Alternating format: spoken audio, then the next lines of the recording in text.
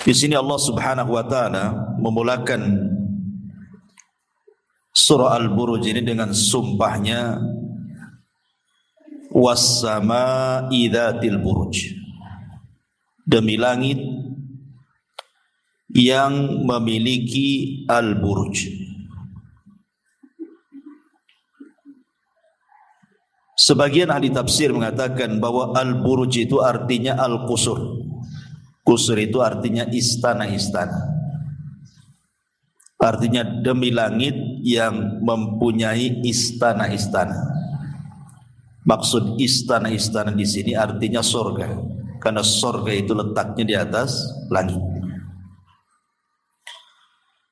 Ada yang mengatakan al-buruj itu artinya manazilul qamar. Jadi manazilul qamar itu tempat beredarnya bulan. Demi langit yang mempunyai peredaran bulan. Tetapi kebanyakan ahli tafsir mengatakan bahwa al-buruj itu adalah gugusan bintang. Maka artinya demi langit yang memiliki gugusan bintang. Di dalam Al-Quranul Karim selalu Allah Subhanahu wa taala banyak bersumpah dengan menggunakan langit. Kenapa? Karena langit itu salah satu makhluk Allah yang besar. Ketika Allah Subhanahu wa taala berfirman di dalam ayat sebelumnya, baik surah Al-Infitar ataupun surah Al-Insyiqaq, di mana langit itu akan pecah dan didengar oleh orang-orang kafir Quraisy. Jadi pandangan mereka seolah-olah langit itu sesuatu yang hayyin, yang lemah, maka mudah terpecah gitu ya. Maka dalam suratul Buruj Allah ingin jelaskan bahwa langit itu sesuatu yang kokoh, yang memiliki bangunan-bangunan, yang memiliki peredaran-peredaran bulan, bahkan gugusan-gugusan bintang, bahkan bintang yang bertebaran.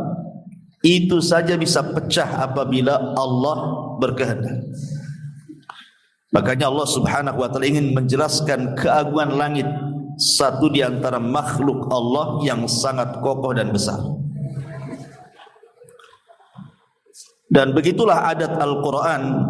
Tidaklah Allah Subhanahu wa taala bersumpah dengan makhluknya kecuali makhluk itu memiliki keistimewaan dan juga keagungan. Dan langit memiliki keistimewaan bagi kita makhluk, karena kita dinaungi dengan langit. Kemudian yang kedua, Allah Subhanahu wa taala bersumpah wal yaumil mau'ud, dan demi hari yang dijanjikan. Tidak ada khilaf ahli tafsir tentang makna wal yaumil mau'ud. Maksudnya wal yaumi, dan hari al mau'ud yang dijanjikan itu artinya hari kiamat. Jadi Allah bersumpah dengan hari kiamat, di mana kelak manusia akan dikumpulkan pada hari kiamat untuk dihisab. Yang baik akan diberikan hisab yang baik, yang buruk juga akan diberi hisab yang buruk. Wa syahidi wa mashhud, demi yang menyaksikan, wa mashhudin, dan demi yang disaksikan. Di sini ada dua kalimat, syahid dan juga mashhud. Al-Imam At-Tabari rahimahullahu ta'ala menyebutkan beberapa penafsiran para ulama, dan begitulah Imam Tabari terkadang kalau mentafsirkan sebuah ayat yang memiliki banyak makna, maka semua makna bisa digunakan, karena sifat khilaf dalam Al-Quran itu bukan seperti sifat khilaf dalam fikih. Kalau dalam fikih disebut tadad namanya. Perselisihannya itu terkadang kontradiktif. Yang satu mengatakan halal, yang satu tidak. Yang mengatakan satu bid'ah, satu tidak. Satu sunnah. Satu boleh, satu tidak boleh. Itu namanya kontradiktif. Khilaf dalam masalah fikih kan seperti itu. Ulama ini membolehkan, yang sana pula tak membolehkan. Tapi kalau khilaf dalam penafsiran lafaz-lafaz Al-Quran itu saling menguatkan satu dengan yang lain, bisa dipakai semuanya maksud.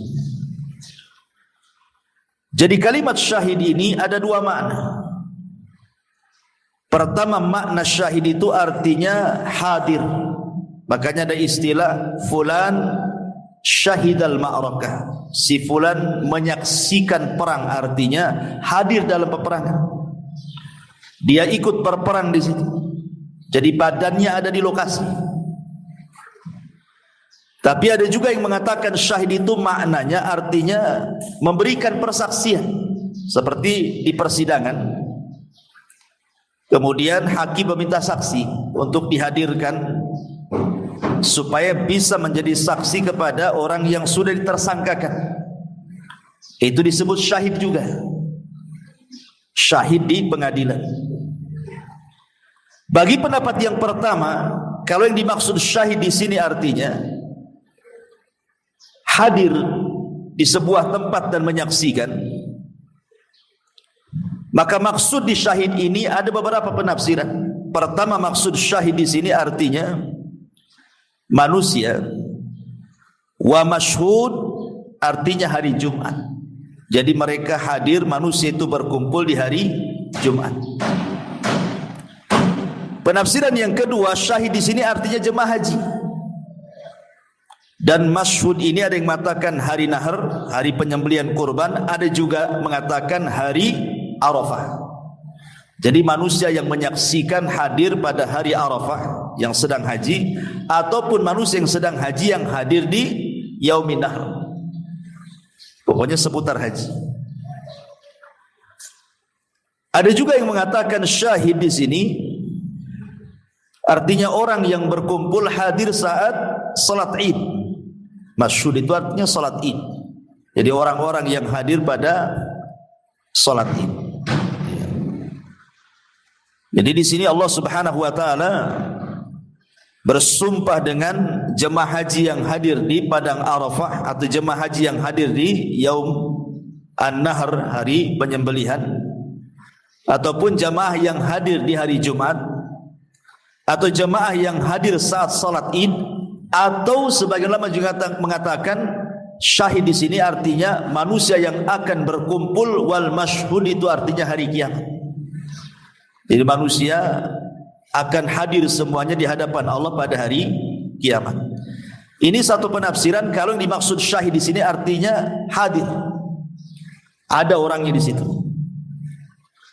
Tetapi kalau yang dimaksud syahid di sini artinya seseorang yang bersaksi untuk orang lain, maka yang dimaksud syahid di sini artinya Nabi SAW, dan mashhud ini artinya umatnya. Atau yang dimaksud syahid ini adalah para nabi, para rasul, dan mashhud ini artinya para umat-umat nabi dan umat-umat rasul.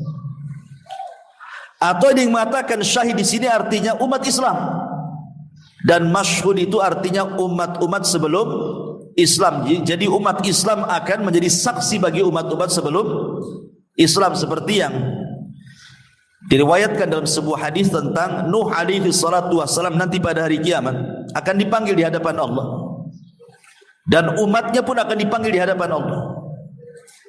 Kemudian Allah Subhanahu wa taala akan mengatakan, "Ya Nuh, sudahkah kau sampaikan risalahku kepada umatmu?" Kata Nuh, "Sudah."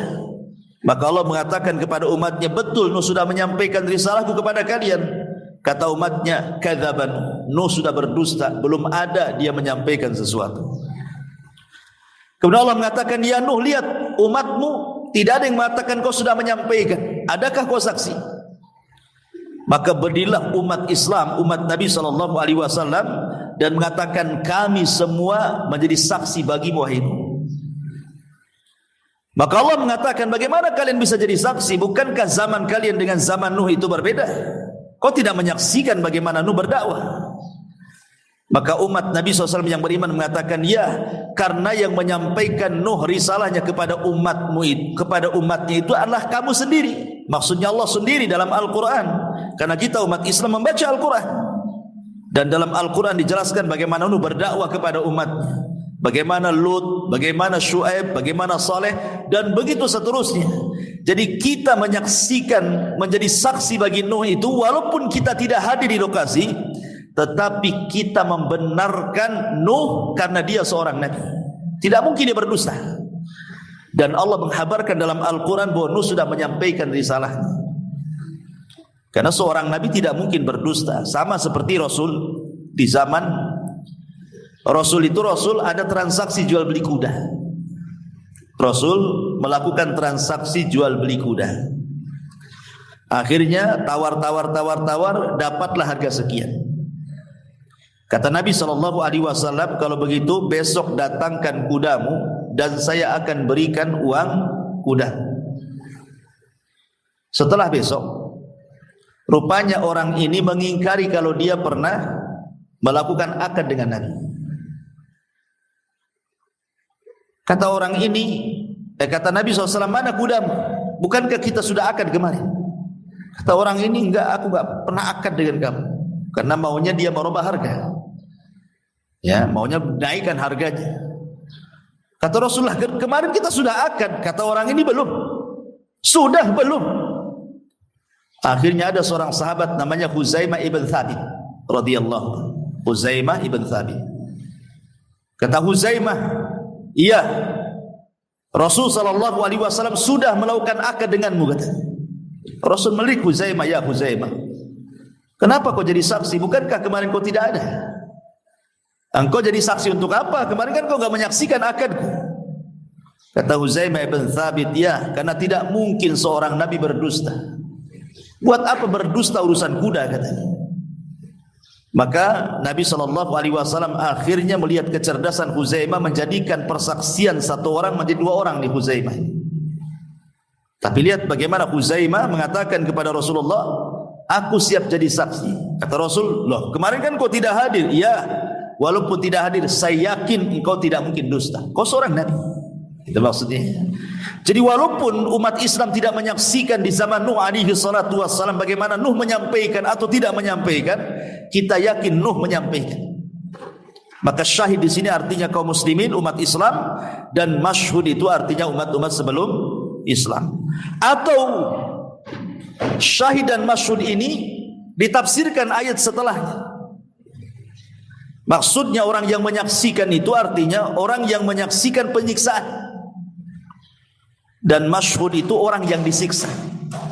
Karena setelahnya di sini bicara tentang kisah ashab al-Uhdud. Kisah ashabul Uhdud. Bagaimana kisahnya? Allah Subhanahu wa taala mengatakan, kutila ashabul Uhdud.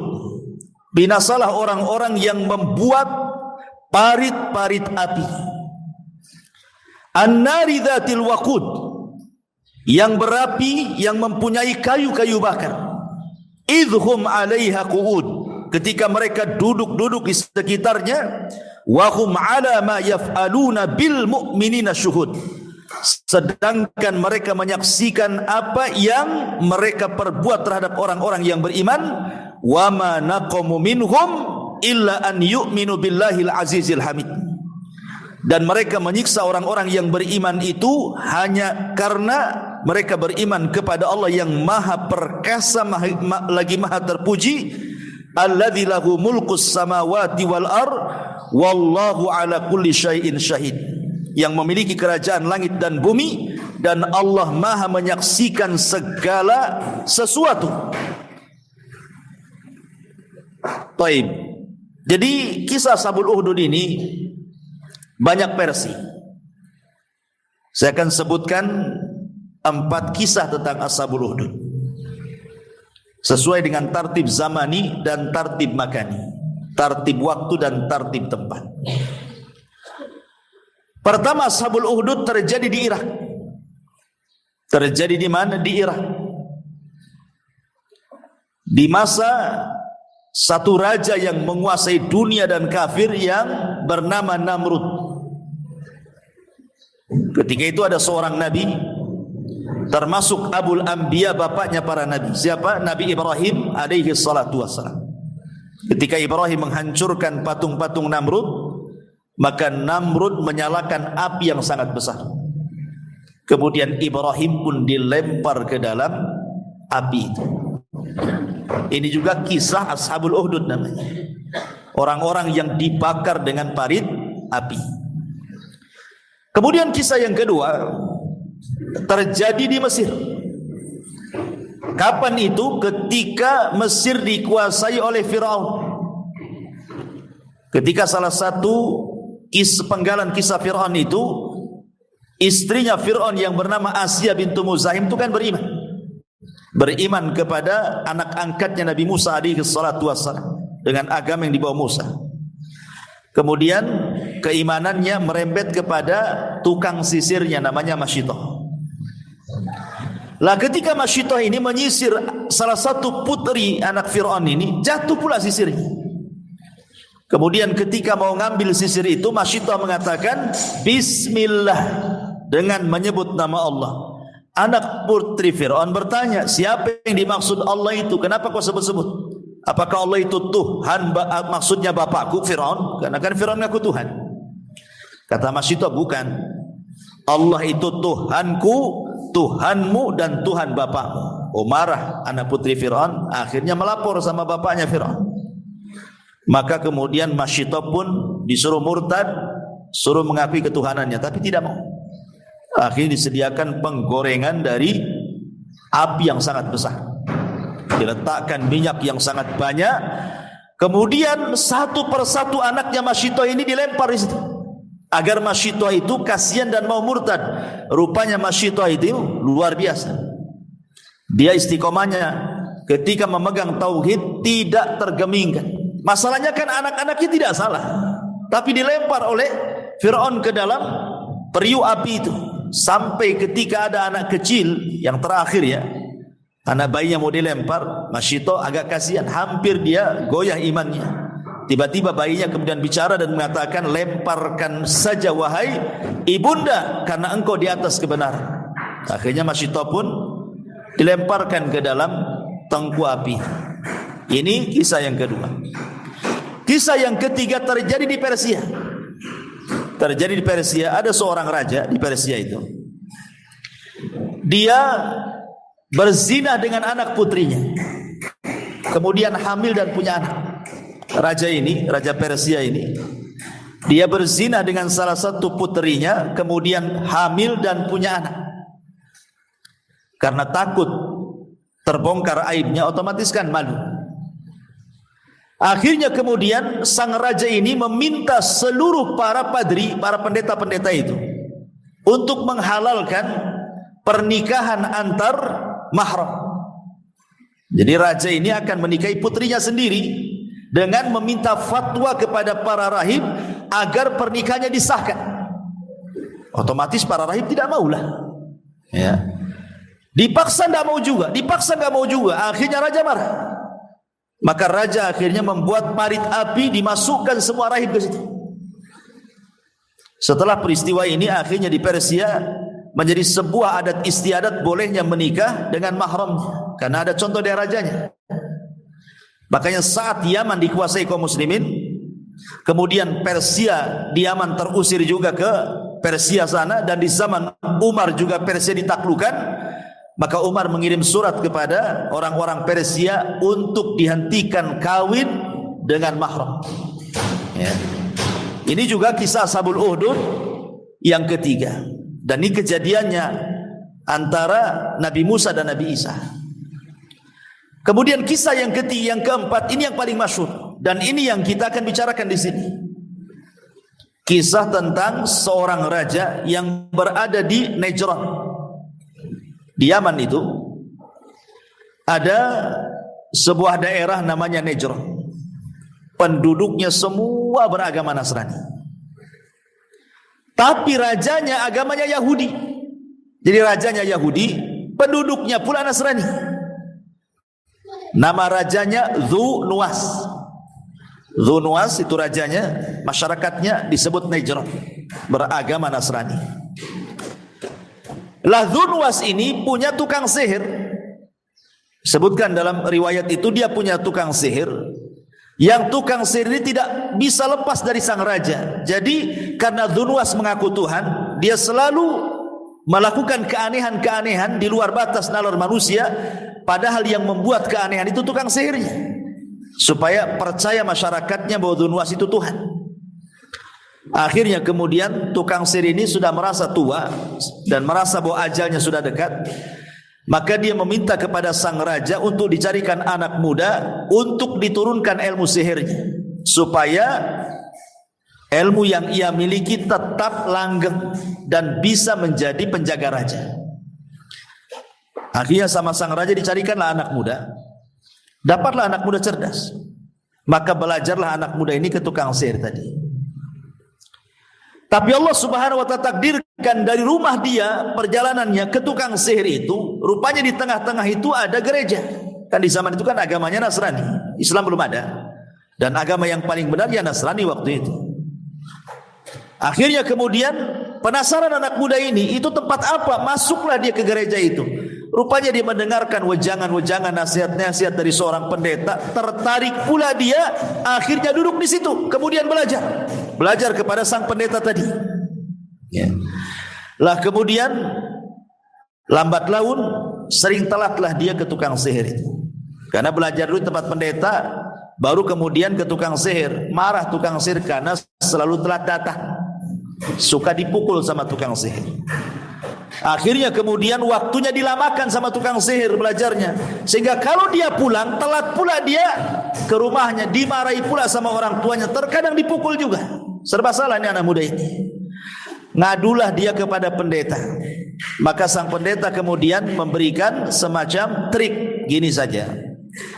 Kalau kamu datang kepada tukang sihir, kamu datang telat, bilang saja keluargaku menahan. Kalau kamu telat pulang dan keluargamu bertanya dari mana, bilang saja penyihir menahanmu.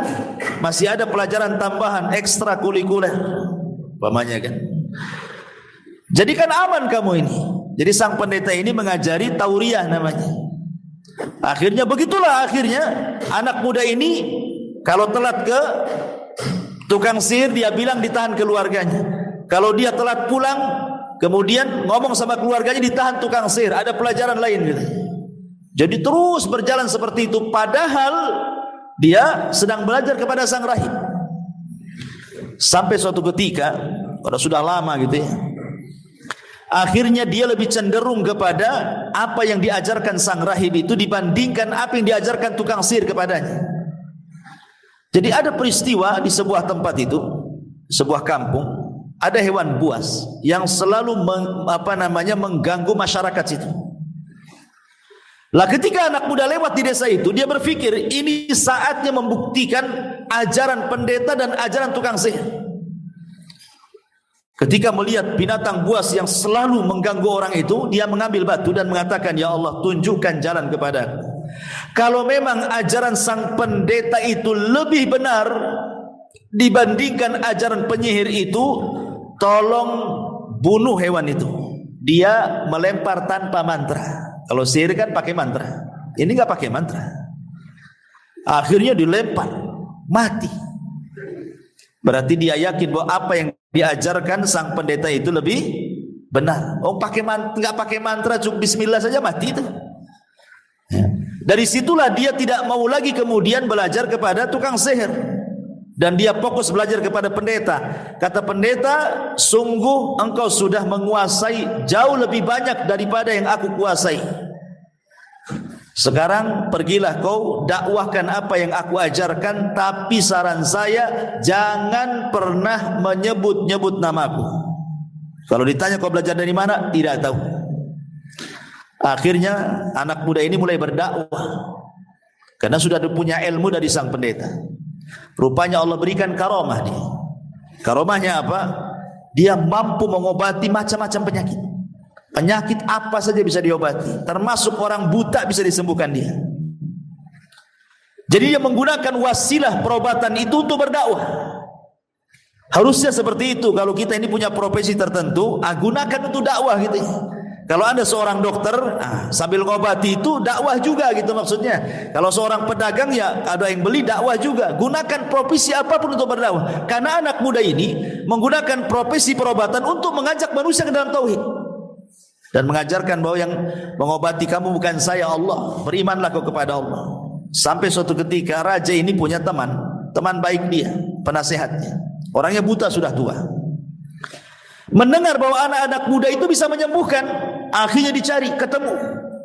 Maka dia sediakan hadiah yang banyak dan mengatakan kepada anak muda ini, ku kasih kau hadiah yang banyak, tapi tolong sembuhkan kedua mataku. Kata anak muda ini, aku bukan seorang penyembuh. Yang menyembuhkan itu Allah. Kalau kau mau, aku akan berdoa kepada Allah Subhanahu wa ta'ala. Nanti Allah yang akan sembuhkan kedua matamu. Tapi syaratnya beriman dulu. Akhirnya dia beriman, kemudian diobati oleh sang anak muda ini, sembuh pula dia. Ketika berjumpa dengan Dzunwas ini, karena dia kan penasehatnya selalu berjumpa, kaget kenapa kedua matanya kemudian sembuh. Kata Dzunwas, siapa yang menyembuhkan kedua matamu? Maka kemudian kawannya mengatakan, penasehatnya mengatakan, Allah yang menyembuhkan aku, katanya. Kata Dzunwas, apakah ada Tuhan selainku, katanya. Apakah ada Tuhan selainku? Maka kemudian sang penasihat mengatakan, ya, Tuhan kita adalah Allah, dia Tuhanku dan Tuhanmu. Oh, marah Dzunwas. Dia disekutukan dengan yang lainnya, tangkap dia, masukkan ke penjara, siksa sampai dia murtad. Akhirnya kemudian disiksa tidak tahan, ketika ditanya siapa yang menyembuhkannya, terpaksa dia membocori bahwa yang menyembuhkannya anak muda. Oh, kata raja, tangkap juga anak muda itu, masuk ke penjara. Anak muda ini disiksa juga. Kan raja tahu anak muda ini, kan dia yang mencarikan untuk belajar ke tukang sihir ya. Sampai raja mengatakan, oh engkau sudah jaya ya, kau sudah bisa menyihir sehingga orang buta kau bisa sembuhkan. Kata anak muda, yang menyembuhkan bukan aku, Allah. Ketika Dzunwas mendengar itu, marah lagi, siapa yang mengajari kamu? Ini bukan tukang sihir yang mengajari seperti ini. Siapa? Akhirnya kemudian disiksa habis-habisan, tak tahan juga anak muda ini. Kemudian ngaku sang pendeta, ditangkap pula pendeta itu. Tiga-tiganya masuk sel. Mulailah kemudian raja mengadili 3 orang ini. Pertama, teman dekatnya yang merupakan penasehatnya, tidak mau murtad juga, digergaji dari tengah sini sampai ke bawah, belah jadi 2, mati. Kemudian sang pendeta juga sama, digergaji juga, tidak mau murtad, kemudian mati. Dua-duanya mati syahid. Kemudian anak muda ini tidak mau digergaji. Cara hukumannya, disuruh oleh raja, bawa anak muda ini ke atas bukit saja. Kalau sudah sampai di atas bukit, lempar ke bawah. Tapi tanya dulu mau murtad atau tidak. Kalau tidak mau murtad, lemparkan. Kalau murtad, selamatlah dia. Rupanya kemudian diborgol, diikat, dibawa oleh pasukan raja ke atas bukit yang paling tinggi di Najran itu. Selama perjalanan anak muda ini berdoa, Allahumma kfinihim ma syi'ta. Ya Allah, lindungi aku, terserah caranya gimana. Itu doanya. Allahumma kfinihim, ya Allah cukupkan aku dari mereka, ma syi'ta, sesuai dengan kehendakmu. Akhirnya tiba-tiba ketika sampai di atas bukit, terjadi gempa pula atau gunung itu, lini, semua pasukan raja berjatuhan, mati semua, nggak ada yang tersisa. Anak muda ini pula selamat. Kemudian anak muda ini menghadap raja, ditanya, lah mana pasukanku? Kata anak muda ini, semua mati kecuali aku, katanya. Marah sang raja, tangkap lagi anak muda ini, borgol, bawa ke tengah lautan, katanya. Lemparkan saja. Sebelum dilempar, tanya dulu mau murtad atau tidak. Dilempar akhirnya ke lautan, ditaruh di sampan, dikawal oleh banyak sampai ke tengah lautan. Anak muda ini berdoa lagi, Allahumma kfinihi ma syi'ta. Ya Allah, lindungi aku, terserah kamu caranya gimana. Akhirnya kemudian datang ombak menghantam kapal itu, pecah, berserak, semua prajurit tenggelam. Anak muda pula diselamatkan Allah, masih hidup dia. Ngadap lagi ke raja. Raja bingung, kok kamu belum mati, gitu. Ya, semua prajuritmu mati kecuali aku, katanya. Jadi upaya apapun sang raja ini tidak bisa membunuh anak muda ini. Sampai akhirnya anak muda ini pun tahu diri, kemanapun dia lari pasti akan dicari raja, pasti akan ada upaya pembunuhan, sehingga dia ingin kematiannya yang terbaik. Maka dia menghadap raja dan mengatakan, engkau tidak akan bisa membunuhku kecuali dengan caraku, katanya. Oh, sang raja senang karena ini kan pembuat onar bagi dia.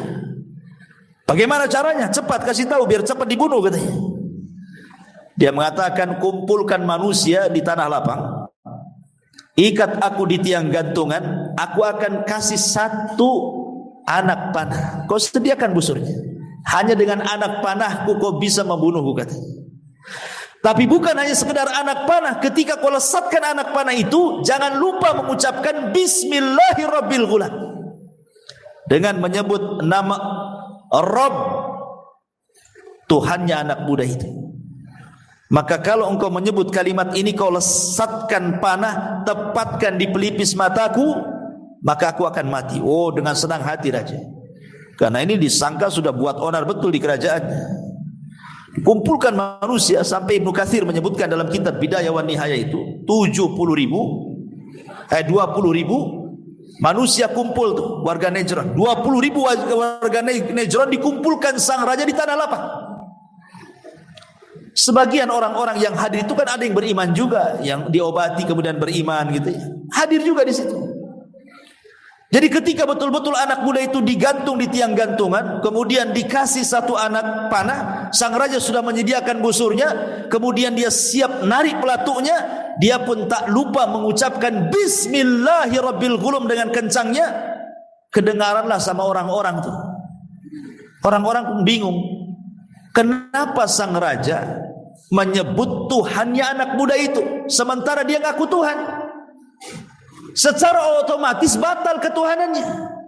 Harusnya kan dia menyebut dirinya sendiri, dia kan Tuhan. Kenapa menyebut Tuhan orang? Dengan menyebut Tuhannya anak muda itu, katanya, berarti dari sini dia melemahkan dirinya bahwa dia bukan Tuhan. Ketika anak panah itu melesat kena pelipisnya, matilah anak muda itu. 1 lapangan 20.000 itu tiba-tiba berteriak, amanna bi rabbil ghulam, kami beriman dengan Rabbnya si fulan. Makin stres raja, ya. Hilang 3, tumbuh 20.000. Akhirnya kemudian, karena ini yang ditakutkan sang raja kan ini. Awalnya kan 3 orang saja, kenapa jadi 20.000? Itulah kehendak Allah subhanahu wa ta'ala, hendak menghancurkan sebuah kebatilan dan menampakkan kebenaran. Akhirnya kemudian sang raja emosi, marah, tutup gerbang. Di gerbang ditutup, tidak bisa keluar orang 20.000 itu dari lapangan itu. Buat parit api, masukkan 1 persatu ke parit api itu, suruh mereka murtad dulu. Kalau tidak, masukkan. Kalau murtad, selamatkan. Dibuat parit api besar-besar, kemudian dilempar 1 persatu. Raja dan orang-orangnya ini menyaksikan dengan senangnya. Senang dia menyaksikan orang diadab. Coba salahnya apa orang itu? Orang itu hanya mengatakan kami beriman, kok tiba-tiba dimasukkan ke parit api, coba. Akhirnya kemudian satu, terakhir ada seorang wanita yang sedang menggendong bayi juga. Hampir-hampir wanita ini ragu-ragu, tapi anaknya bicara persis seperti kisah Masyitoh itu. Tiba-tiba ibu mengatakan, lemparkan saja badanmu hai ibu, fa innaki alal haq, engkau di atas kebenaran. Akhirnya masuk juga dia. Tidak ada yang selamat, ya. Semua mati kecuali 1 orang. Ini semua karena Allah tidak mungkin membiarkan orang zalim. Wala tahsabannallaha ghafilan amma ya'malu zalimun. Jangan kau kira Allah lalai dari perbuatan orang zalim. Allah enggak lalai. Selamat 1 orang, lari dia. Lari ke mana? Ke Syam. Saat itu Syam adalah kerajaan besar Nasrani. Disitulah Romawi. Kerajaan besar Romawi gitu ya. Najran ini kerajaan kecil, Syam ini kerajaan besar. Lari dia, ngasih tahu bahwa saudara-saudara dia yang sesama Nasrani dibantai oleh raja Yahudi namanya Dzunwas. Akhirnya kemudian, karena jauh antara jarak Syam ke Najran, maka raja Romawi mengirim surat ke mana? ke koleganya yang ada di Ethiopia, Najasyi. Tentu bukan Najasyi di zaman Rasul yang masuk Islam, Najasyi yang sebelumnya. Disuruh untuk membawa pasukan besar, hancurkan Nejron sehancur-hancurnya, bunuh Dunwas. Akhirnya kemudian dikirimlah pasukan dari Nejron, dikirimlah pasukan dari Ethiopia, dari negeri Habasyah, pasukan yang sangat besar dipimpin oleh dua jenderal, yang satu disebut Riyad, yang satu disebut Abrahatul Asram. Disinilah muncul nama Abraha, yang kelak akan menghancurkan Ka'bah itu diserang oleh burung ababil. Maka dikirim Abraha dengan Riyad, dihancurkanlah Nejron. Rajanya dibunuh. Akhirnya kemudian Riyad berkuasa di Nejron.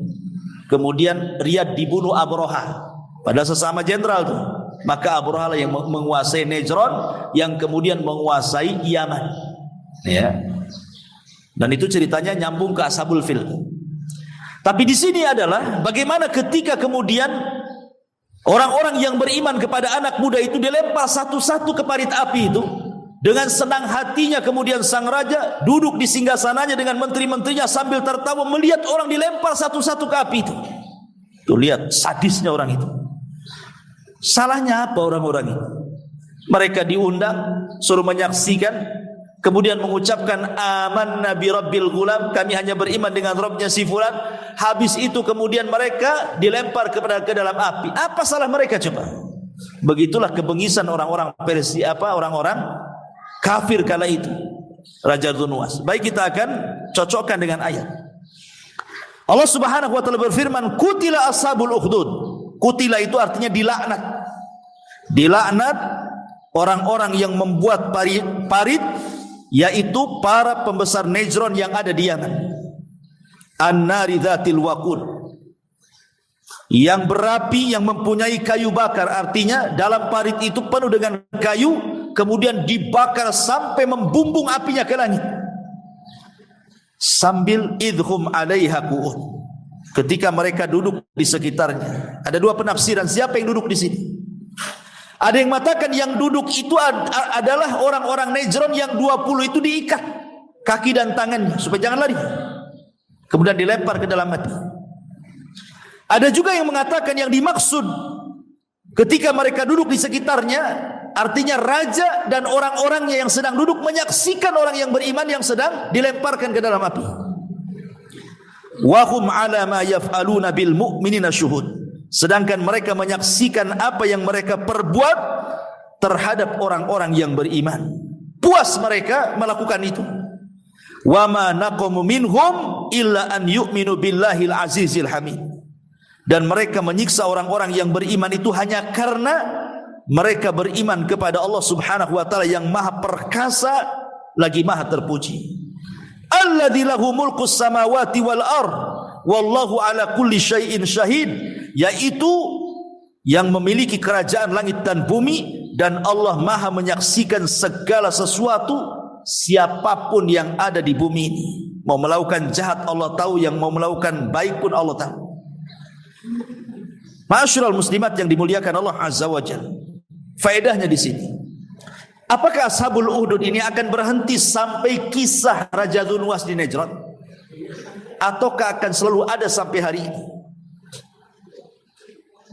Bahasa Quran itu al-ibratu bi umumil lafzi la bi khususi sabab. Sebuah pelajaran dalam Quran itu bukan karena khususnya ayat ini turun kepada siapa, tapi karena umumnya lafaz yang kita akan bisa mengambil ibrahnya. Artinya Ashabul Ukhdud tidak akan sampai di cerita Nejron saja. Kisah orang yang dibakar karena keimanan itu akan terus ada sampai hari ini. Ya. Ibu mungkin pernah dengar tentang isu-isu Islamophobia yang ada di barat kan itu. Coba, ada orang yang dibantai dengan senjata. Senjata itu kan api juga kan gitu. Sama juga api. Ya. Hanya gara-gara apa? Islamophobia kan. Jadi dibunuhnya itu gara-gara dia muslim. Itu saja.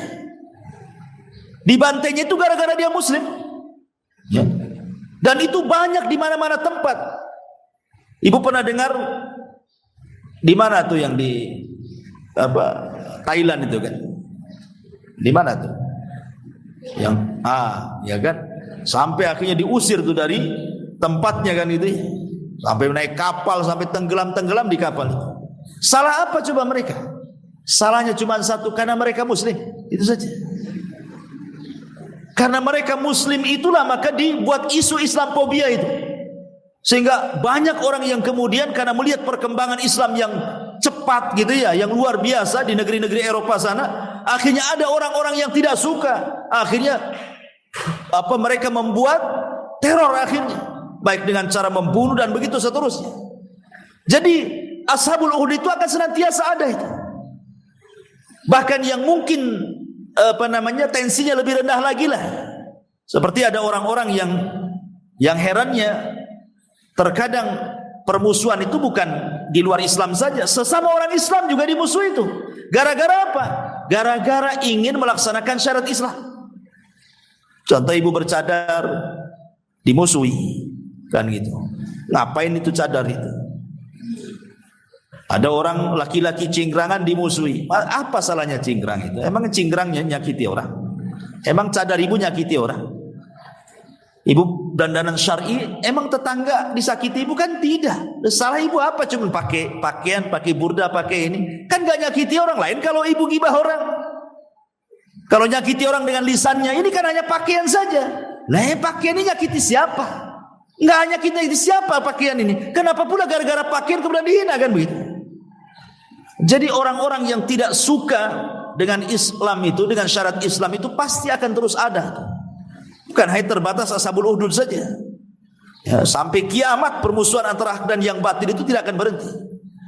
Makanya di sini Allah mengatakan wa ma naqum minhum illa an yu'minu billahil azizil hamid. Dan mereka menyiksa orang-orang yang beriman hanya karena mereka beriman kepada Allah yang Maha Perkasa lagi Maha Terpuji. Karena Allah mengatakan innal ladzina fatanul mu'minin wal mu'minati thumma lam yatubu falahum adzabu jahannam walahum adzabul hariq. Sungguh orang-orang yang mendatangkan cobaan dengan cara membunuh, menyiksa seperti yang dilakukan oleh Dzunwas kepada Ashabul Uhdud, thumma lam yatubu, kalau mereka tidak bertobat, mereka sudah membakar, membantai, membunuh gitu kan. Kalau mereka tidak bertobat, falahum adzabu jahannam, pasti mereka akan dimasukkan ke dalam jahannam, walahum adzabul harik, dan mereka pasti akan diazab dengan azab neraka yang membakar. Sebagaimana engkau membakar orang, nanti kau yang dibakar. Al jaza min jinsil amal, balasan itu disesuaikan dengan perbuatannya. Tapi lihat di sini Allah Subhanahu wa taala ingin menjelaskan tentang begitu luasnya rahmat Allah. Begitu luasnya rahmat Allah. Sampai-sampai Raja Dzunwas yang sesadis itu membakar orang hanya gara-gara mengatakan amanna bi rabbil ghulam, masih Allah berikan kesempatan untuk tobat. Karena bahasanya apa? Kalau mereka tidak bertobat, maka mereka akan dapat jahanam dan mereka akan dibakar di dalam api neraka. Mafhum mukhalafahnya, mafhum kebalikannya, berarti kalau dia bertobat tidak akan masuk jahanam dan tidak akan masuk neraka, masuk surga dia. Artinya bahwa sejahat apapun orang itu masih ada kesempatan mendapatkan kasih sayang Allah, asal mau bertobat gitu saja. Usairib di zaman Rasul, dia tidak pernah sholat, tidak pernah puasa, tidak pernah ruku, tidak pernah sujud, kafir dia, musyrik lagi. Tiba-tiba dia ingin terlibat di perang Uhud karena melihat kabilahnya yang sudah masuk Islam terlibat pula. Dia ingin ikut bukan karena dia Islam, dia belum Islam, dia hanya ikut karena hamiyah al-jahiliyah saja, ingin bela kabilahnya. Tapi sama Nabi dilarang, tidak bisa kau terlibat. Kenapa? Karena kau masih kafir. Kalau kau ingin ikut perang, masuk Islam dulu. Akhirnya Usairi pun mengatakan asyhadu alla ilaha illallah asyhadu anna muhammadar rasulullah. Masuk dalam perang, mati dia, mati syahid. Kata Abu Hurairah radhiyallahu an, mau enggak saya kasih tahu kalian, orang yang tidak pernah sujud, tidak pernah ruku, tapi mati masuk surga, Allah tempatkan di surga yang paling tinggi. Kata sahabat, mana ada itu? Kata Abu Hurairah, ya ada, dialah Usairim. Ya. Seumur hidup dia di atas kesyirikan, kemudian syahadat 1 kali, mati syahid dia. Rahmat Allah lebih luas dibandingkan kemurkaan. Ketika dia masih musyrik, berapa pelanggaran coba setiap hari dia menyekutukan Allah. Tidak ada dosa yang lebih besar daripada kesyirikan. Tetapi ketika dia bertobat masuk Islam, 1 kali tobat kemudian syahid, masuk surga dia. Itu menunjukkan rahmat Allah itu luas. Jangan putus asa dari rahmat Allah Subhanahu wa taala. Dan ini juga menunjukkan bahwa okelah Ashabul Ukhdud ini kan tidak diceritakan bagaimana azab kebalikannya kan. Hanya diceritakan tentang kebengisan dan kezalimannya Raja Dunwas kepada Ashabul Ukhdud kan. Tetapi kan balasan Allah kepada raja yang menyiksa kan tidak ada di sini. Tidak disebutkan kan? Yang disebutkan hanya dia menyiksa orang. Tapi bagaimana azab dia Allah tidak sebutkan. Ya. Makanya Allah Subhanahu wa taala mengatakan terkadang ada orang zalim, dia melakukan kezaliman, dia kalahkan orang-orang, orang itu sampai sakit hati, sampai terusir, bahkan sampai mati gara-gara dizalimi umpamanya kan. Tapi Allah biarkan saja dia yang zalim itu, sehat badannya, banyak uangnya, nyantai saja hidupnya, padahal sudah zalimi orang. Ya. Mak kencang kali. Tolong itu yang ketak-ketuk tuh dikurangi suaranya. Ya. Jadi orang ini, kalaupun dia tidak mendapatkan balasan karena kezalimannya di dunia, bukan berarti kemudian dia akan selamat di akhirat. Tidak di dunia, balasannya di akhirat, maksudnya begitu. Sebagaimana ini tidak disebutkan bagaimana balasan kepada yang menyiksa Ashabul Ukhdud ini. Ya kan? Tidak dijelaskan balasannya kan seperti apa kan? Makanya Allah Subhanahu wa taala jelaskan di sini, ketika mereka melakukan kebengisan seperti itu di dunia, kalau tidak tersentuh azab di dunia, maka Allah sudah sediakan jahanam dan juga neraka yang menyala-nyala. Tidak ada yang selamat dari Allah Subhanahu wa taala. Allah itu ketika memperlakukan hamba-hambanya dengan 2 cara. 1 bil adli dan 2 bil fadli. Al-adli wal fadli. Kalau dia bermuamalah dengan orang-orang kafir, maka Allah akan bermuamalah dengan orang kafir bil adli, dengan keadilannya. Tapi kalau Allah Subhanahu wa taala bermuamalah dengan orang-orang yang beriman, maka Allah bermuamalah bil fadli, dengan karunia dan keutamaannya. Makanya surga diciptakan itu karena karunia dan karena rahmatnya. Neraka itu diciptakan karena keadilannya. Ketika orang kafir dimasukkan neraka, berarti dimasukkan karena keadilan Allah. Ketika orang-orang yang beriman dimasukkan ke dalam surga, itu karena karunia dan rahmatnya. Itu maksudnya. Jadi orang-orang kafir akan ada balasannya. Tidak bisa dibalas di dunia, Allah balas di akhirat. Tetapi terkadang mereka dibalas dua-duanya. Di dunia mereka dibalas, di akhirat lebih dahsyat lagi. Ya. Kemudian Allah mengatakan, innal ladzina amanu wa amilus salihat lahum jannatun tajri min tahtihal anhar dzalikal fawzul kabir. Kebiasaan Al-Quran apabila menyebutkan tentang penduduk neraka, maka Quran pasti mengiringkan setelahnya penduduk surga. Sekarang kita cerita ke Ashabul Ukhdud. Lihat orang-orang Ashabul Ukhdud itu yang beriman. Bisa apa mereka? Terikat, tidak bisa melawan, lemah. Mereka tidak punya salah, kemudian dimasukkan ke dalam api, kemudian mati. Kalah tidak? Kalah. Tetapi boleh jadi dia kalah di dunia, tapi menang di akhirat. Allah masukkan mereka ke dalam surga. Itulah kemenangan yang nyata. Faman zuhzi'a 'anil nar wa udkhilal jannah faqad faz. Siapapun yang dikeluarkan dari api neraka, dimasukkan ke dalam surga, itulah kemenangan yang sesungguhnya, kata Allah. Makanya di sini Allah mengatakan, innal ladzina amanu wa amilus solihat lahum jannatun tajri min tahtihal anhar dzalikal fawzul kabir. Sungguh orang-orang yang beriman dan mengerjakan kebajikan, mereka akan mendapatkan surga yang mengalir di bawahnya sungai-sungai. Itulah kemenangan yang besar. Ya, di dunia terkadang orang yang dizalimi itu nampaknya kalah, di akhirat dia menang. Di dunia ini terkadang orang yang dizalimi itu ada yang kasihan sekali, tidak bisa melawan dia. Diambil hartanya, diam saja. Ya. Kemudian dilucuti kehormatannya, diam saja. Dia hanya bisa menahan hatinya saja, tidak bisa melawan. Masalahnya orang yang zalim lebih kuat dibandingkan dirinya. Ya, di dunia boleh jadi dia kalah secara kasat mata loh ya, dia kalah. Tapi sebenarnya dia yang sedang menang. Kapan itu? Tidak menang di dunia, Allah menangkan di akhirat. Nanti Allah akan panggil dua-duanya, orang zalim dan orang yang dizalimi. Sini, kau dulu menzalimi saya. Mana pahalamu? Nih dosa. Siapa yang menang, siapa yang kalah di sini? Nggak apa-apa orang yang dizalimi di dunia ini, hakikatnya dia sedang diangkat derajatnya di hadapan Allah Subhanahu wa taala. Makanya kalau bukan karena ada balasan di akhirat, tentu akan banyak merajalela kezaliman di dunia ini. Tapi karena ada balasan di akhirat, minimalnya ngerem. Hati-hati orang zalim, ada balasannya loh. Ya. Allah tidak tidur. Karena Allah mengatakan, menjelaskan lagi di sini, inna batsya rabbika lasyadid. Sungguh azab Tuhanmu lasyadid, sangat keras. Sebenarnya kalimat batsya dalam bahasa Arab itu azab yang keras. Tanpa harus ada kalimat syadid, itu sudah keras.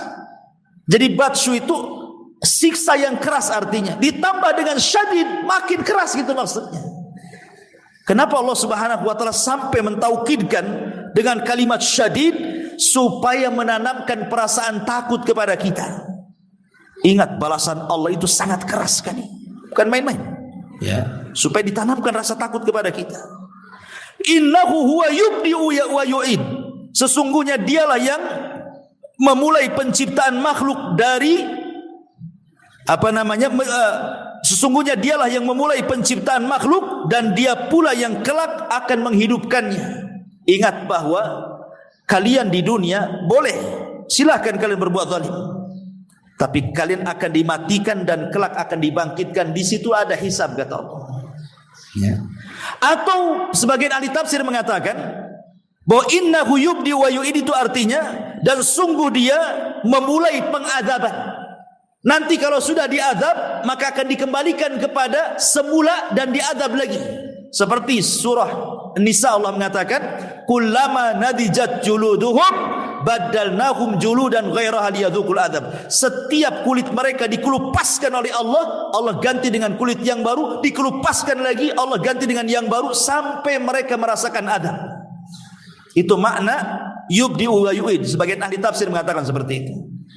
Makanya ketika Nabi SAW diperlihatkan azab kubur dalam hadis yang panjang itu, kata Nabi SAW, aku melihat ada orang yang terlentang, ya, yang terlentang, kemudian di sampingnya ada orang yang pegang arit, kemudian dimasukkan tuh pisau aritnya ke dalam mulutnya sini, kemudian disobek sampai ke tengkuknya. Kemudian setelah itu diambil lubang telinga, kemudian disobek sampai ke tengkuknya, gitu ya. Kemudian setelah selesai ini disobek dua-duanya sampai ke tengkuknya, ganti ke yang kiri, disobek lagi sampai ke tengkuknya. Kemudian lubang hidung disobek lagi. Ketika ini sudah sobek, rupanya yang sini sudah rapat lagi. Kemudian disobek lagi, setelah ini disobek, ini sudah rapat lagi. Bagaimana tuh siksaan Allah itu? Itulah makna yubdi'u wa yu'id. Ada salah satu penafsirannya juga seperti itu. Ya. Tapi jumhur ahli mufassir seperti yang diterjemahan ini, yang biasa ibu baca terjemahan, artinya dialah yang memulai penciptaan makhluk dan dia pula yang akan menghidupkan kembali. Artinya Allah mengingatkan, ingat balasan di akhirat itu Allah sangat pedih. Anda tidak hidup di dunia saja, Anda akan hidup di akhirat juga. Jangan macam-macam gitu maksudnya. Ya. Kemudian wa huwal ghafurul wadud subhanahu. Setelah Allah sebutkan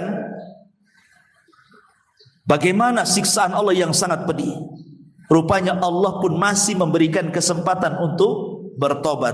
Wa huwal ghafur al wadud, dan dialah yang maha pengampun lagi maha pengasih. Begitulah Al-Quran, Ibu. Kalau Allah menyebutkan satu ayat menakut-nakuti kita dengan neraka, dengan azab, nanti akan ada ayat setelahnya bicara tentang harapan masuk surga. Makanya di sini ada faedah apa? Jangan pernah manusia itu lepas dari dua sayap burung. Satu perasaan takut, satu perasaan harap. Roja dengan takut ini jangan sampai hilang pada dada kita. Karena kata Imam Ibnul Qayyim, takut dan harap itu bagaikan dua sayap burung. Kalau hanya satu saja tidak akan bisa terbang. Kalau dua-duanya maka ibu bisa terbang, artinya ibu bisa berjalan dalam kehidupan ini stabil. Ibu tidak akan putus asa karena selalu diancam dengan azab, takut akhirnya putus asa. Jangan-jangan sehingga masuk surga, putus asa lain. Datanglah targhib, harapan. Diingatkan tentang amal soleh engkau akan masuk surga, maka perasaan takutnya akan mengecil, kemudian mulai ada harapan. Insyaallah saya juga masuk surga. Tapi jangan kemudian berat keharapan terus. Akhirnya dia maksiat. Kan Allah kan maha rahmat katanya. Gak gitu juga kan itu ya. Ingat juga ayat-ayat tentang adab supaya seimbang akhirnya hidupnya kan. Sebab kalau memikirkan adab terus, putus asa dia. Kalau memikirkan rahmat terus, tak mau pula beramal dia. Makanya gak seimbang hidupnya. Dua-duanya baru seimbang. Al-khawfu war-raja. Kepalanya barulah al-mahabbah, rasa cinta kepada Allah Azza wa Jalla. Ghafur itu diambil daripada mighfar. Mighfar itu tutup kepala perang. Kalau orang pakai baju besi itu perang, ya kan? Nanti ada tutup kepalanya. Lah tutup kepala dalam bahasa Arab disebut mighfar, penutup. Ya. Jadi Ghafur itu artinya Allah, zat yang maha memaafkan. Setelah Allah maafkan, Allah tutup aibnya. Apa enggak indah tuh? Coba bayangkan, terkadang kita ini berbuat salah di siang hari, kemudian Allah tutup aib kita di malam hari. Kita berbuat salah pula di malam hari, Allah pula tutup aib kita di siang hari. Kemudian kita dulunya pernah mungkin di antara kita ada yang berbuat dosa, terjerumus kepada dosa besar. Mungkin dulunya ada yang pezina, mungkin dulunya ada yang penjahat, rentenir atau apa namanya kan. Kemudian Allah Subhanahu wa taala berikan hidayah, bertobatlah dia kepada Allah. Setelah Allah maafkan, Allah tutupi aibnya. Makanya kenapa kalau sudah ditutup aibnya, Bu, jangan pernah dibongkar. Karena Rasul mengatakan, setiap umatku dimaafkan kecuali orang yang membongkar aibnya sendiri. Jangan diceritakan yang lalu-lalu. Kalau ibu dulu waktu masih jahiliyah penuh dengan tato di badannya, yang sini buaya, yang sini macan, yang belakang tak apa-apa gitu ya. Dapat pula hidayah, belilah jubah panjang, kan tak nampak. Ustaz ada tato di sini, pakai kaos tangan. Ustaz di jari, jangan yang belah kaos tangannya, yang penuh. Kan gitu ya. Supaya enggak nampak gitu ya. Lah kalau sudah nampak kan orang melihatnya, oh ibu ini orang baik-baik. Alhamdulillah Allah tutup aibnya. Jangan pula ditampak-tampakkan supaya orang tahu saya ini mantan apa gitu. Ngapain? Sengaja dibuka-buka betisnya tuh, ada kupu-kupu tuh di bawah tuh. Ini dulu saya, ini dulu katanya. Ngapain? Enggak perlu. Ya. Karena Allah sudah tutup aibnya. Itulah namanya Ghafur. Allah maafkan, habis itu Allah tutup. Beda dengan kita. Ada orang yang berbuat salah kepada kita, kita maafkan, tapi kita omongin juga sama orang. Kan itu ya. Saya maafkan sih, tapi kesel juga saya sama dia. Itulah kita nggak ada sifat Ghafur, memaafkan dia tapi ngomongin lagi sama orang. Itu sebenarnya nggak memaafkan, belum ikhlas dia itu. Kemudian Al-Wadud. Al-Wadud itu maksudnya maha penyayang, al-mahabbah, cinta. Wadud itu artinya cinta. Jadi Allah itu sudah maafin, nutup aib kita pula, cinta pula dengan kita. Walaupun ibu berbuat salah seumur hidup, berbuat tobat satu kali cukup merubah benci jadi cinta. Itulah hebatnya Allah. Ya. Bisa dalam sekejap merubah benci jadi cinta. Kita tidak bisa kayak gitu, Bu. Ibu saya sakiti tiap hari, Bu, ya kan? Udah lama 50 tahun saya sakiti, saya minta maaf. Kira-kira Bu, berubah nggak benci jadi cinta? Tidak. Yang ada benci kuadrat. Apain gue nampak hidung batang pula di sini? Bagus kok pergi. Padahal datang meminta maaf itu. Tak ada maaf bagimu. Kalau kaca itu ibarat kaca pecah, nggak bisa ditempel katanya. Pakai solasi pun masih nampak retaknya katanya. Jadi ada orang yang kayak gitu. Tapi Allah itu wadud, betul-betul bisa merubah benci jadi cinta. Sebesar apapun dosa, kalau sudah bertobat selesai, Allah cinta dengan dia. Kemudian Allah mengatakan Dzul Arsyil Majid, yang memiliki arasy lagi maha mulia. Dzu itu artinya sahib, pemilik. Arasy itu artinya makhluk Allah. Lah Allah kan bukan hanya pemilik arasy saja. Bumi juga milik Allah, langit juga milik Allah, bintang, bulan, galaksi kita juga milik Allah. Kenapa cuma arasy saja? Pemilik arasy. Bukan Allah pemilik segala-galanya. Ketika Allah Subhanahu wa taala hanya menyebut kalimat arasy, Allah ingin menunjukkan tentang keagungan arasy Allah Subhanahu wa taala. Karena dia makhluk yang paling besar dan yang paling dekat dengan Allah. Sudah besar, paling dekat dengan Allah. Makhluk itu semakin dekat dengan Allah, maka semakin baik. Makanya ketika kita sholat, ya, kita sholat jamaah nih, maka yang semakin dekat dengan imam itu lebih baik. Maka yang lebih jauh dari imam, maka tidak bagus. Makanya saf itu kan ambil yang paling dekat dulu. Umpamanya ini disuruh sebelah kanan dulu. Jangan nunggu habis sampai di sana kemudian diisi kiri. Ya nanti timpang nanti. Maksudnya ini kalau sebelah kanan sudah ada 4 orang, cepat isi sebelah kiri 4 orang. Ya, karena ibarahnya yang dekat dengan imam gitu maksudnya. Ini sebelah kanan, kata Rasul sebelah kanan diisi sampai. Ini kalau nggak ada ini teruslah sampai jalan tuh kanan. Sampai di mana kan itu? Kapan kirinya yang masuk? Ya. Jadi maksudnya dekat dengan imam. Itu saja dalam sholat seperti itu.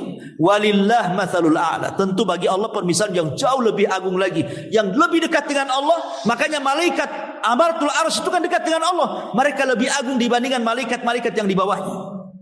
Maka arsy itu makhluk Allah yang paling besar, yang lebih dekat dengan Allah Subhanahu wa taala. Makanya Allah jadikan sebagai Dzul Arsyil Majid. Dia pemilik arsy. Coba kursi saja, Allah katakan wasi'at kursiyuhu samawati wal ardh. Kursinya Allah, tempat pijakannya Allah kursi itu meliputi langit dan bumi.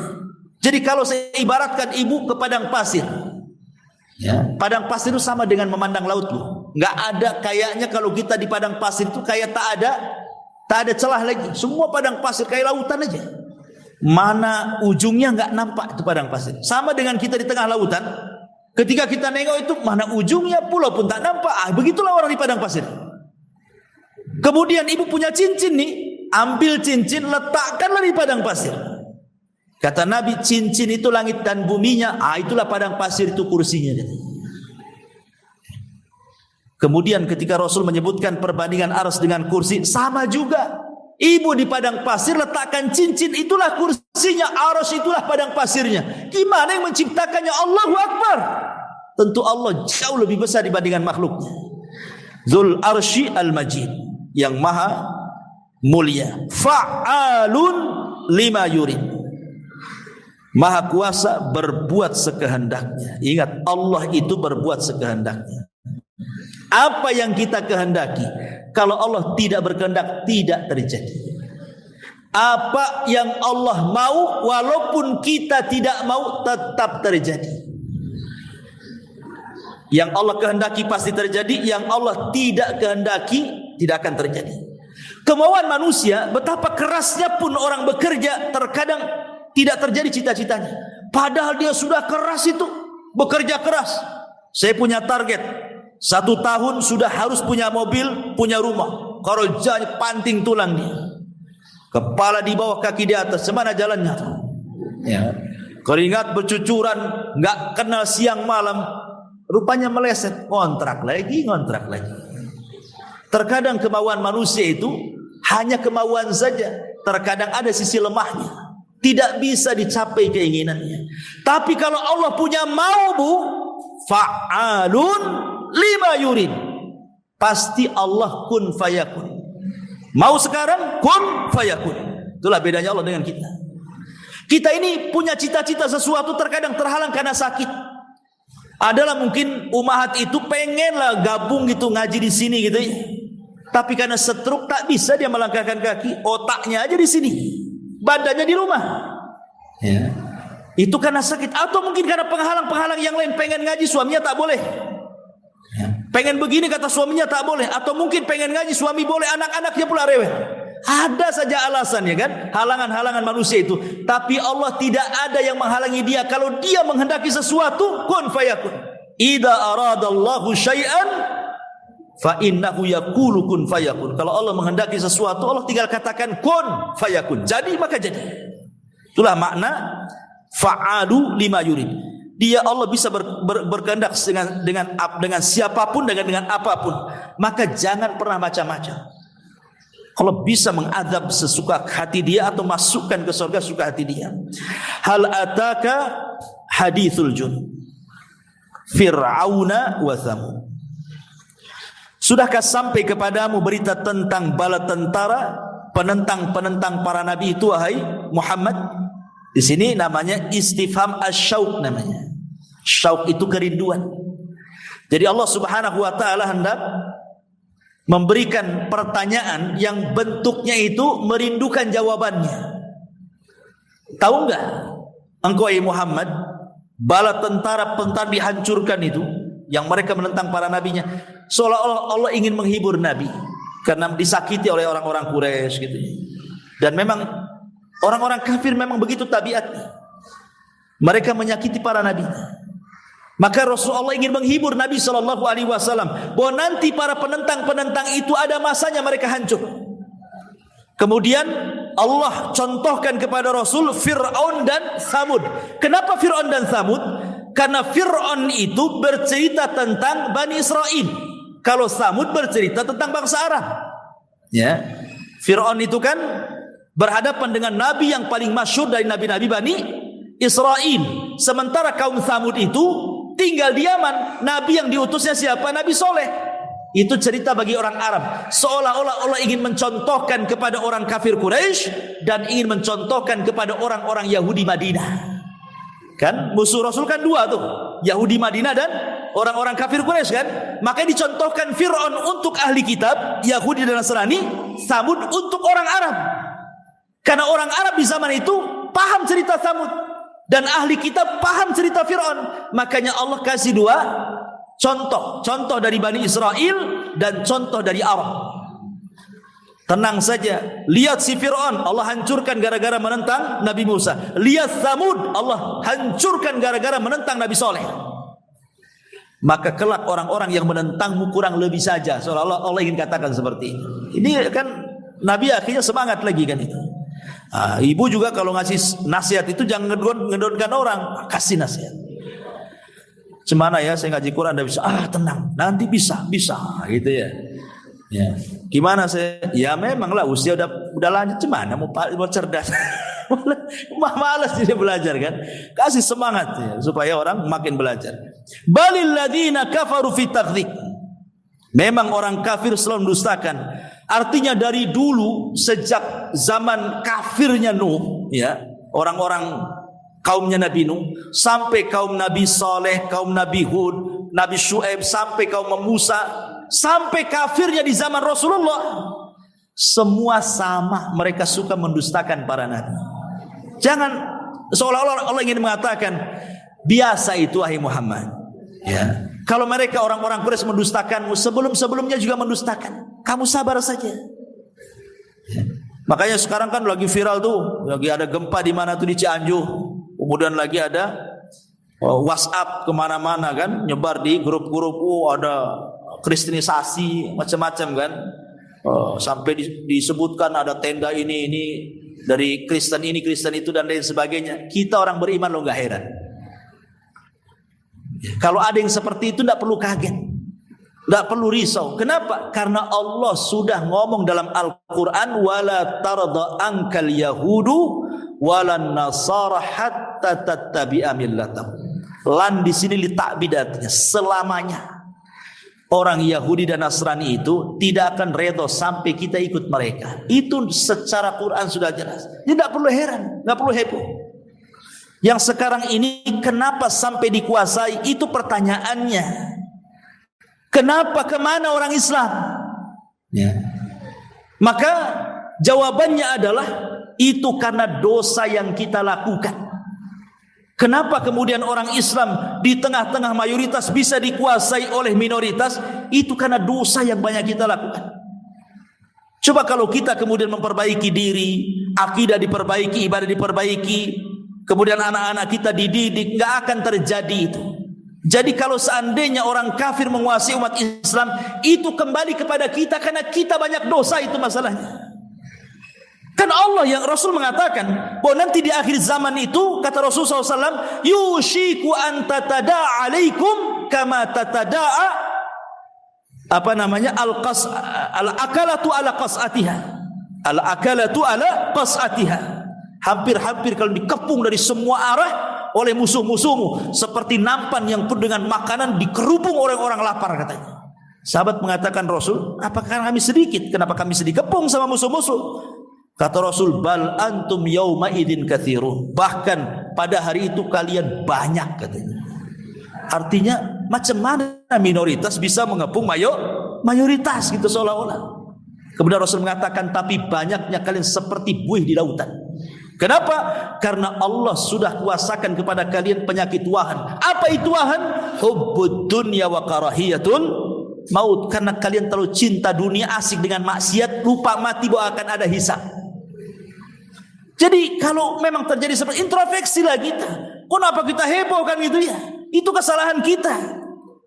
Sambil kita memperbaiki, ya kalau seandainya ada yang dilebihkan rezeki, ya sumbangkan gitu ya.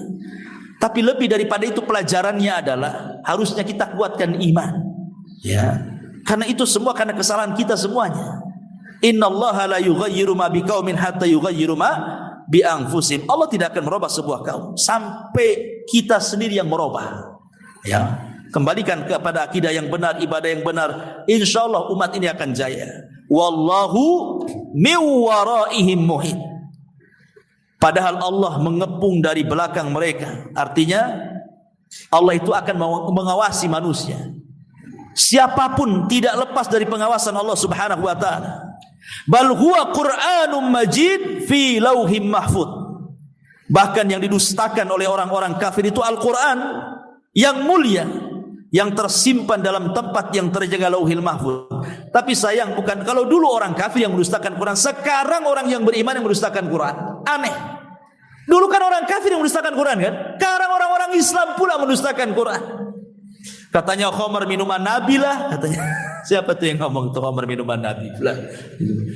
Quran mengatakan haram, tidak mungkinlah Nabi minum khamar. Yang ngomong pula orang Islam. Ya. Harusnya kan yang mendustakan Quran kan orang kafir. Ini sekarang subhanallah namanya istihza itu. Mengolok-olok agama itu sudah luar biasa. Bukan dari dalam, bukan dari luar musuhnya. Dari dalam munculnya para munafikin. Orang-orang munafik. Semoga kita dijaga dari orang-orang munafik. Dan Allah senantiasa mendirikan Islam li'a'la'i kalimatillah. Wallahu alam.